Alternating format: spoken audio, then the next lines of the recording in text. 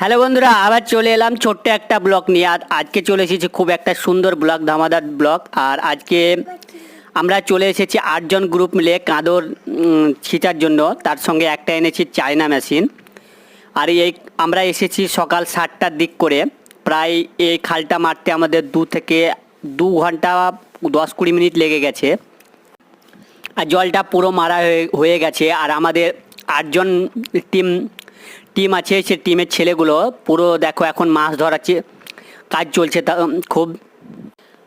আর আমরা যে টাইম করে এসেছিলাম সকালের দিক করে প্রায়, আর যে তার আগের দিন আমরা এসে এই বানটাকে বাঁধিয়ে গেছিলাম।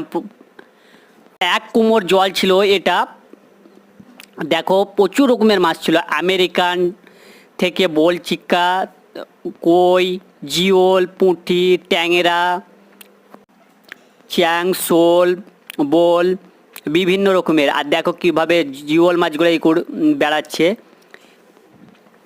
যে 8জন ছেলে আছে তারা প্রচণ্ড সহযোগিতায় আমাদের এই খালটা সম্পূর্ণ প্রায় জল সেচ করার পর আমাদের পুরো সম্পূর্ণ হয়েছে মাছ ধরা।